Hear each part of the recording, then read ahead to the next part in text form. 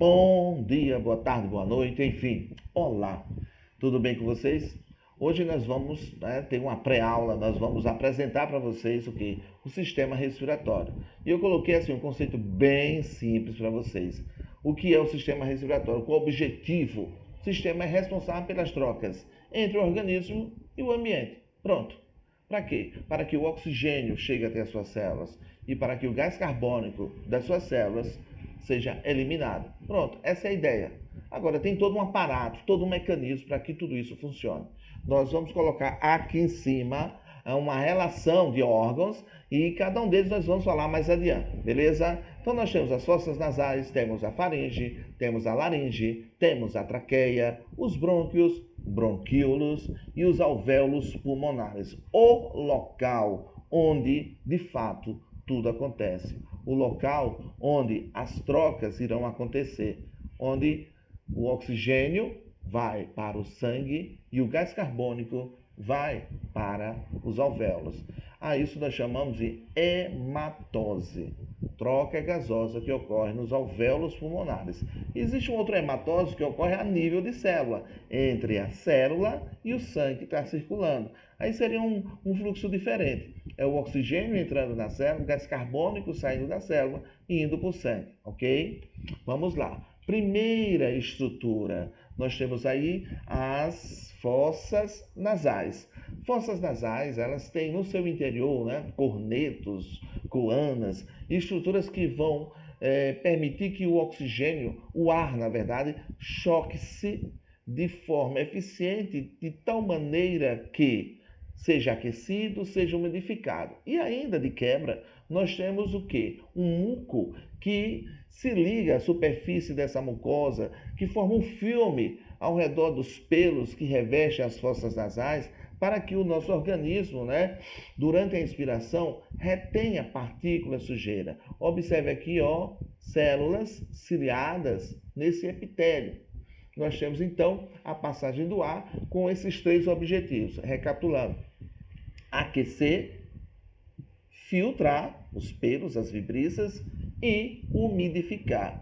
É lógico que o excesso de toda essa sujeirinha, a galera, posteriormente dá aquele grau, dá um 360 e vai tirando tudo, toda essa melequinha formada, ok? Continuando, nós temos aí agora a faringe. Nós vimos em tubo digestório, aparelho digestório, que a faringe ela é comum aos dois, ao digestório e respiratório. E então não é de se esperar muitas dúvidas em relação à faringe. Então nós temos aqui, mais uma vez, notem aqui, a epiglote. É uma estrutura cartilaginosa que durante o momento da deglutição, ela vai fechar completamente a via aérea, permitindo que o alimento siga pelo esôfago. Nessa posição aqui anatômica, traqueia, e atrás da traqueia eu vou ter o esôfago, ok? Então, se a traqueia está aqui na frente, a epiglote fecha a traqueia e permite que por trás dela passe o alimento. Beleza.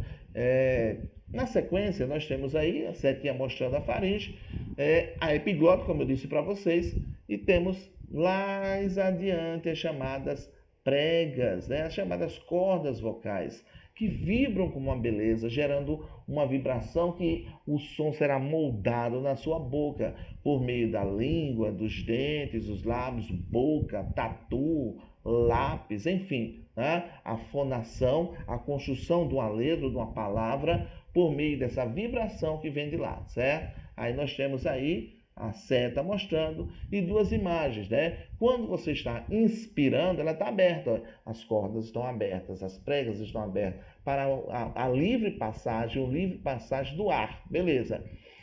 Já quando você está falando, ela fecha um pouquinho e começa a vibrar, formando essa vibração que mais tarde você se comunicará através da voz, beleza? Eu coloquei aqui, eu não sei se vai abrir esse vídeo. Vou dar uma clicada aqui para ver se funciona. Não funcionou. Tá funcionando. Não sei se vai sair o áudio, mas observem aqui, ó, a estrutura, aqui uma videolaringoscopia. Olha, ó, essa estruturazinha aqui, ó, na frente é a epiglote. Lá adiante a pessoa está respirando, as cordas vocais estão totalmente abertas, as fendas, essas pregas, ó. E aí você observa toda essa estrutura, essa caixa de fonação mais internamente. E lá atrás, né, se o vídeo fosse mais um pouquinho para dentro, daria para enxergar alguns anéis cartilaginosos, ok? Aí fechadinho, gerando um som, beleza. Na sequência, traqueia, ela tem os anéis cartilaginosos. E o curioso, quando a gente fala em traqueia e vê normalmente a imagem da traqueia, a gente pensa que é formado por discos totalmente fechados, tá? Anéis totalmente fechados. Mas não, é na forma de um C, assim, exatamente dessa posição, ó, o C. Essa parte aberta tem uma musculatura traqueal, essa porção aberta fica em contato com o esôfago, ok? Então não é fechado completamente, tá certo? Os discos, né, esses anéis cartilaginosos, não estão totalmente fechados. Atrás estão abertos, na forma de um C, beleza? Então vamos lá. Olha aí, como eu disse, normalmente a imagem que a gente vê é essa. Então, atrás, pelo outro lado, você tem uma estrutura aberta em contato com o esôfago. Nessa imagem dá para distinguir bem claramente, ó, a laringe, onde temos as cordas vocais, e lá em cima, né, a abertura, que permite a entrada do ar. Você tem a glote e a epiglote fechando a glote, que é a abertura da laringe, beleza. Descendo, nós temos a traqueia, que vai se ramificar, formando brônquios, que aí imediatamente, assim que se formam, eles já começam a entrar num tecido esponjoso, nos pulmões, beleza? Seguindo, um epitélio ciliado com glândulas caliciformes, glândulas que produzem muco. E qual é a ideia desse muco? Mais uma vez, as impurezas grudam, aderem a esse muco e os cílios vão varrendo de baixo para cima, vão varrendo continuamente isso aqui até a faringe. Chegando na faringe, ou você engole esse muco cheio de sujeirinha e o tubo digestório vai se encarregar, né, de destruir micro-organismos, alguma partícula contaminante, ou você cospe. Esse muco, normalmente, nos fumantes, ele vai se acumulando porque os cílios são destruídos devido às inúmeras substâncias tóxicas que temos no cigarro. Então, o fumante tem uma tosse crônica, principalmente pela manhã. Acordou tossindo, porque não tem mais os cílios. Ele tem agora, essa força da tosse para poder colocar de forma grosseira, violenta, todo esse muco cheio de sujeira. Beleza? Olha aí, nessa imagem você tem aí mais uma vez os cílios, é uma imagem microscópica e o caminho percorrido, né, pelo muco e a sua sujeira até chegar na faringe. Os brônquios e bronquíolos, mais uma vez, vão se ramificando. Brônquios se ramificam até formar os bronquíolos. É uma estrutura semelhante, chegando até esses bronquíolos que no final de cada bronquíolo, já a nível microscópico, nós vamos encontrar os alvéolos pulmonares, beleza? Já mostro para vocês. Essa imagem aqui é só para vocês distinguirem comigo as principais porções. Primeiro, o pulmão esquerdo e o pulmão direito.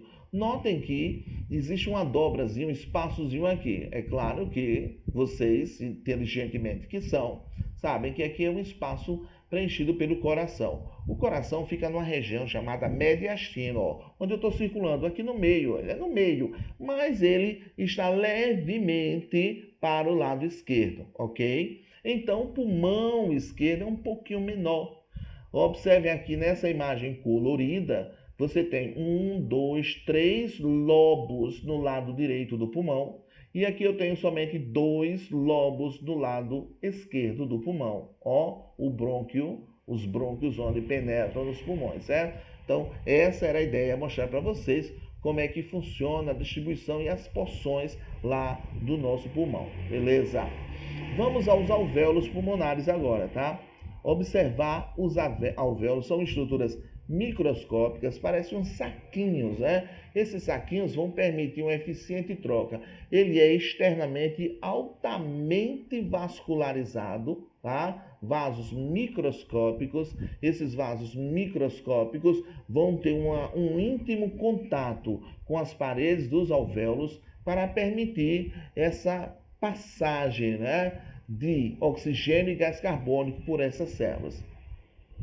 Como eu disse a vocês, é o local onde ocorre a hematose. Beleza, então, mais uma vez, observando a imagem, lá vem o ar descendo pela traqueia, toda aquela limpeza, os cílios, os anéis, chegando aqui, ó, a uma ramificação, olhem, vermelho e azul. Padronizou-se vermelho, V de veia, azul de artéria, tá bom, pessoas? Então aqui, ó, ampliando, olha o saquinho dos alvéolos pulmonares, ampliando ainda mais, você tem, ó, um vaso microscópico, um capilar, né? Então olha o tamanho do capilar, a hemácia quase que passa como se fosse uma fila indiana, uma atrás da outra. Então isso permite um íntimo contato, olha só, um íntimo contato entre o alvéolo pulmonar, onde o ar alveolar, rico em oxigênio, né, passa esse oxigênio para o sangue e o sangue passa o gás carbônico para o alvéolo pulmonar. Beleza. Como seria a mecânica da ventilação? Ah, professor, desde guri eu sei. Inspiração, entrada de ar. Expiração, saída de ar. Beleza, nota 10. Mas vamos entender um pouco mais. Essa mecânica, essa entrada e saída de ar é possível devido à presença de determinados músculos, né? Nós, especificamente os mamíferos, temos um músculo chamado diafragma. Já já eu mostro para vocês. E temos também os músculos que revestem assim externamente e internamente as costelas. Digamos que seja uma costelinha. Aqui em cima, músculo. Aqui embaixo, músculo. Aquela costelinha, né, que muita gente come de animal, a costela do boi ou do porco, aquela carne que você está comendo e tirando o osso, que é a costela, aquela carne é nada mais, nada menos o que? O músculo respiratório. Os músculos intercostais, que vão permitir esse movimento da caixa torácica para aumentar o volume e, consequentemente, reduzir a pressão interna. Pronto, já entreguei o jogo para vocês. A diferença de pressão entre o interior dos seus pulmões, né, entre a sua caixa torácica e o ambiente é que vai permitir a entrada ou saída. Então, os músculos numa inspiração, eles se contraem, aumentando o volume da caixa, diminuindo a pressão interna. Quando você expira, os músculos relaxam e o ar sai. Então, esse movimento de entrada e saída de ar, essa mecânica da ventilação pulmonar, se dá por meio da ação desses músculos. Não esqueçam, o músculo chamado diafragma, ele é exclusivo dos mamíferos, ok?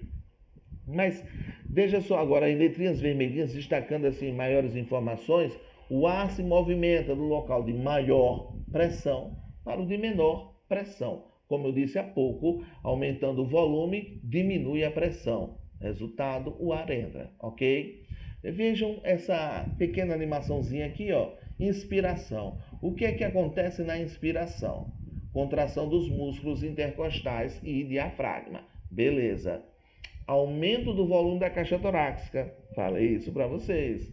Diminuição da pressão intrapulmonar. Beleza. Com a diminuição da pressão intrapulmonar, o ar entra. Fechou. Agora, na outra coluna, vocês vão observar a ação, né, passo a passo do que acontece na expiração. Se na inspiração houve uma contração, na expiração há um relaxamento. Na expiração, diminui o volume da caixa torácica. Na expiração, aumenta a pressão intrapulmonar. Resultado, o ar sai, ok? Então, ó, observem aqui, tá? Inspiração, expiração e aí esse movimento. Aproveitando esse movimento, pessoal, eu quero fazer um breve comentário sobre um tecido, né? Um tecido epitelial que reveste externamente todos os pulmões. Todos os pulmões, né? Eles são revestidos por essa pleura. E na parte da parede da caixa torácica também tem uma pleura. Entre as pleuras, um líquido pleural. Isso para reduzir bastante o atrito desse órgão que fica constantemente em movimento. Os pulmões, né? Enquanto em movimento, lógico, você estará vivinho. Então, esse atrito é super reduzido. Olha a física aí, né? Uma substância escorregadia, esse líquido pleural. A própria pleura tem uma característica semelhante à mucosa. Por exemplo, mucosa oral. Você passa a língua e vê como é lisinha. Então, a pleura também apresenta esse aspecto, ok? Sobre o transporte dos gases. O oxigênio, esse transporte de oxigênio é bem simples. 97% já vai direto para a hemoglobina, que é aquele pigmento vermelho que está no interior das hemácias. Massa é o pigmento responsável pelo transporte do oxigênio. Massa tem ferro? Exato. Então, esse oxigênio liga-se aos átomos de ferro que tem na hemoglobina. E aí, segue caminho até o seu destino. Já o gás carbônico é um processo mais complexo. Nós vamos falar já, tá? O restante do oxigênio, 3%, é dissolvido. Dissolvido em quem? Liga-se a proteínas plasmáticas. Mas, professor, o que é uma proteína plasmática? É aquela proteína que está no plasma. É aquela proteína que foi produzida pelo fígado, por exemplo, e fica circulando nessa parte líquida do sangue, chamado plasma. Aí o oxigênio, de besta que não é, ele pega uma carona.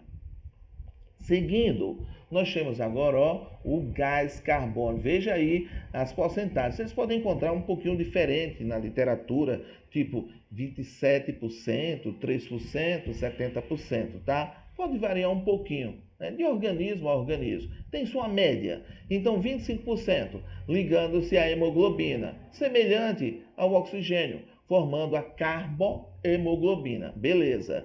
25% no plasma, semelhante ao que nós falamos sobre o oxigênio. Agora, vejam, 70% é na forma de íon bicarbonato. Esse íon fica dissolvido. Mas como acontece isso? Como esse íon se forma? É uma reação química que acontece entre o gás carbônico e a água.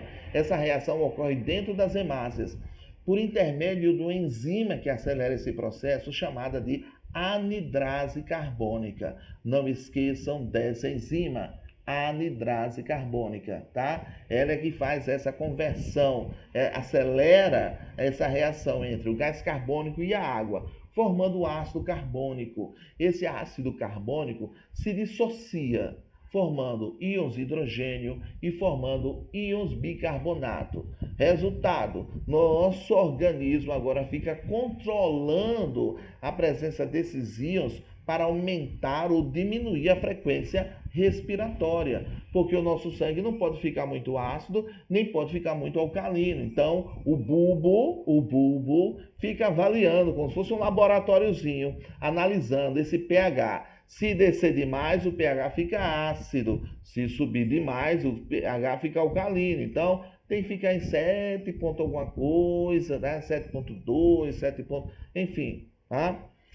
Continuando. Nós temos o transporte aqui, uma representação um pouco mais elaborada, mas vamos traduzir toda essa bagaceira nessa reaçãozinha aqui, ó. O gás carbônico reage com a água na presença da anidrase carbônica. E aí vira o ácido carbônico, que se dissocia e vai circulando pelo sangue. 70% aproximadamente. Quando chega lá nos alvéolos pulmonares, vai ocorrer o quê? O contrário. Esses íons vão se ligar com a participação também da anidrase carbônica, que vai, uma zoada agora atrapalhando minha aula, mas eu não vou parar, tá certo? E aí essa anidrase carbônica, e nem vou cortar, vai ficar direto, certo? É uma moto de um doido que passou aí. Beleza, tchau. Continuando. Então, vai ser o contrário. Observe aqui, ó, a linha, a seta ao contrário. Formando agora o ácido carbônico novamente e se dissociando agora, formando água e gás carbônico. o gás carbônico vai embora para os alvéolos e a água vai circulando. Observe aqui, ó, observe. De novo, células, o gás carbônico liberado, respiração celular, entra nos vasos sanguíneos e reage com a água, com a participação de quem? Da anidrase carbônica, forma o ácido carbônico, os íons, né? Aí uma dissociação desses íons no sangue. Beleza. Quando chega lá, ó, aqui é o alvéolo. Quando chega no alvéolo pulmonar, aí vai ser o contrário. Uma reação inversa até formar mais uma vez quem? O gás carbônico. Beleza? Agora eu quero fazer um parênteses, dar um stop aqui para falar desse gás que é letal. Se você inspirar muito desse gás no ambiente fechado, você vai ficar sonolento, de repente um mal-estar, vou vomitar, apaga e não acorda mais. Partiu para outro lugar. Morre. Por quê? Porque esse monóxido de carbono é o cão. Ele se liga de tal forma à hemoglobina que inutiliza a mesma, impede que a mesma consiga se ligar ao oxigênio. Se você não consegue transportar oxigênio a esses órgãos vitais, como o cérebro e o coração, já era. Você vai faltando o quê? Oxigênio para as suas células fazerem respiração celular. E esses dois órgãos não param um instante sequer. São super exigentes em relação ao oxigênio e alimento, ok? Controle da frequência se dá pelo bulbo, tá aí? Sistema nervoso central, e você tem aqui, ó, o tronco encefálico, destacando aqui, ó, bulbo raquidiano. Essa região, nós temos aí o centro respiratório responsável em controlar a frequência respiratória. Mas como é que o bulbo vai saber? Como eu disse anteriormente, ele é como um laboratóriozinho. O pH vai ficando ácido, aí ele manda um sinal para os músculos intercostais e diafragma para aumentarem a frequência respiratória, para sair desse período de acidose, ok? E o curioso que não é uma queda no oxigênio que faz o bulbo tomar essa atitude. É um aumento de gás carbônico, porque o aumento de gás carbônico, pH, né, os íons de hidrogênio circulando, vão sinalizar logo para o gás carbônico. Ah, professor, mas não tem situações que o oxigênio vai sinalizar para o bulbo? Sim, mas é um caminho um pouquinho mais demorado, porque o oxigênio nas nossas carótidas, artéria carótida e também na artéria aorta, nós temos quimiorreceptores. Esses quimiorreceptores vão perceber uma queda no oxigênio e aí vão mandar um sinal para o bulbo para que o mesmo mande o sinal para os músculos intercostais e o diafragma. Então, é um caminho mais demoradinho. Então, o gás carbônico é o fator principal para sinalizar para o bulbo, ok? Mais uma imagem mostrando, ó, o bulbo aqui sinalizando para a musculatura, sinalizando para o diafragma, aumentando ou diminuindo a frequência respiratória. Quando temos muito gás carbônico, acidez no sangue, ok? Agora nessa animaçãozinha assim, né, nós temos a concentração de oxigênio. Quando está alta, acompanha setas. A frequência respiratória diminui. Tá beleza, já tem muito oxigênio, para que tanto?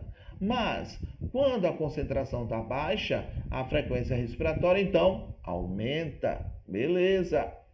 Em relação ao gás carbônico, vejam, quando tem muito gás carbônico, aumenta a frequência respiratória. Quando tem pouco gás carbônico, diminui a frequência respiratória. Em relação ao pH, nós temos aí acidose, sangue ácido, aumenta a frequência respiratória. Sangue alcalino diminui a frequência respiratória. Ok, pessoal? Então, hoje nós acabamos e mais uma vez, um muito obrigado pela presença de vocês aqui nesse vídeo, assistindo comigo. Mais adiante vamos ter um momento para trocarmos ideias, para repassarmos todas essas informações que estamos colocando para vocês aí no Que Mágico, tá certo? Mais uma vez, um muito obrigado. Valeu mesmo. Partiu!